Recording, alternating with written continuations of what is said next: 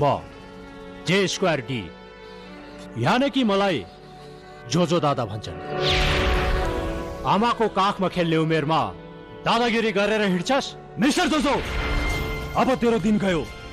बैशाखी टेकेर हिँड्ने उमेरमा तेरो दादागिरी चल्दैन। अबको दिन बाबाको, मात्र बाबाको। ए, आफ्नो इलाकामा कुकुर पनि बाघ हुन्छ, त्यसैले त भुक्दैछस्?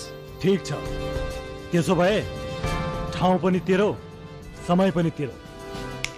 भन, कहाँ भेट्छस् त? रानीबारीको जंगलमा, जहाँ तेरो र मेरो बीचमा कोही डिस्टर्ब गर्न आउने छैन। ठीक छ, भोलि 12 बजे।